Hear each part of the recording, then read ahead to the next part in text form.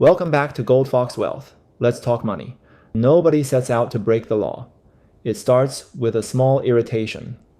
The game you actually want to watch sits behind one subscription, the next game hides inside a different app, and the official bundle feels like it was priced by people who resent the idea of a simple bill.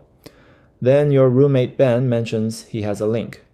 Everyone uses it, he tells you, which is almost always how a modern disaster introduces itself.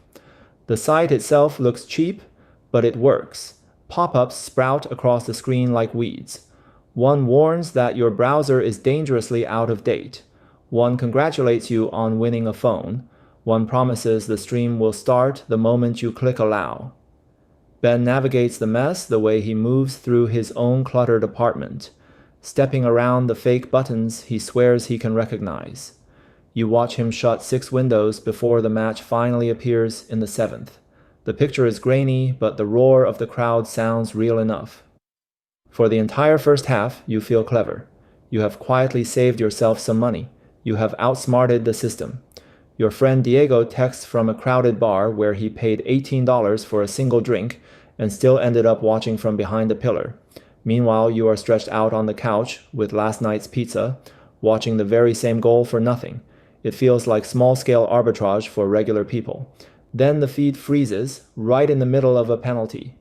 Ben panics, jumps to another mirror link, and the download quietly begins. He cancels it. Or maybe he doesn't. You honestly can't tell. A new tab opens on its own. A fake security warning flashes across the screen. You laugh because all of it feels staged, like a haunted house built by programmers who lost their day jobs. The stream comes back, and you forget the whole thing. 2 days later, a password reset alert lands in your inbox at 3:12 in the morning, then a second one. Then your bank texts you about a charge you never made.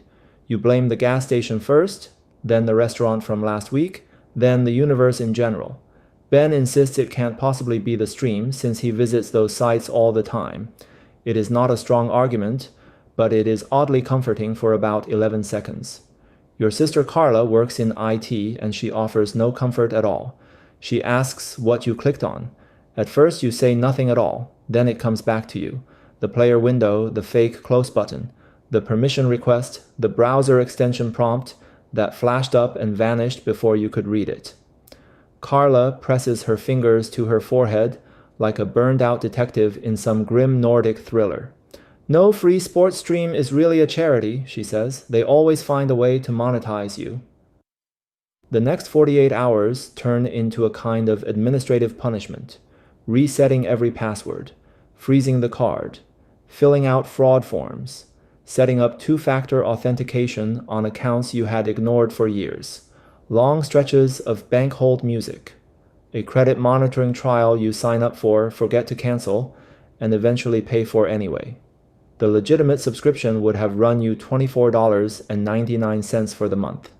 The free stream ends up costing you 8 hours of your life, $312 in disputed charges, and a fresh flinch every time a login screen loads.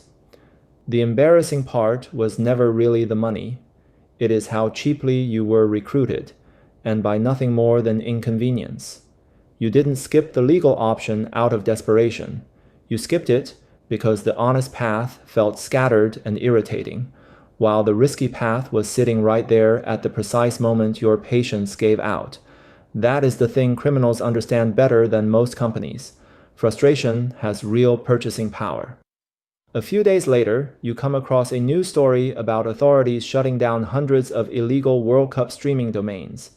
The piece lists the usual risks: malware, phishing, stolen personal data. You feel that private embarrassment of reading good public advice a little too late. Ben, undeterred, swears he knows a cleaner site. Carla tells him that's like bragging about finding a safer raccoon. The final is a different story. This time you pay for the legal stream and invite Ben over to watch. He grumbles for a solid 5 minutes, then goes quiet because the picture is flawless and no pop-up window is trying to marry him.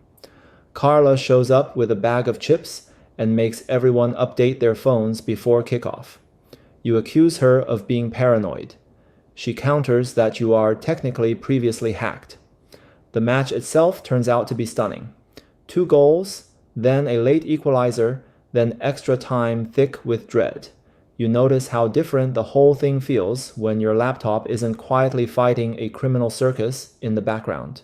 No fake antivirus banner floating over the goalkeeper, no rogue tab trying to hijack your search engine, no shady little pact with the underworld just to catch a corner kick.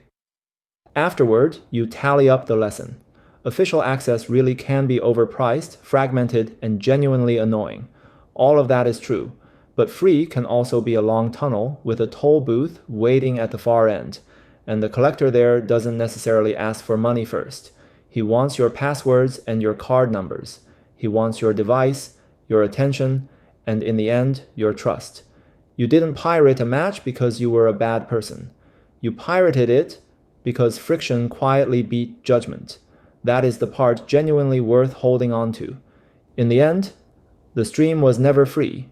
It was paid for by the version of you who assumed a pop-up was only ever a pop-up, and that a link from a friend could not possibly know where you bank. Thanks for watching. Please consider hitting like and subscribe if you enjoyed this video. Tell us in the comments what you'd like us to unpack next. See you in the next one.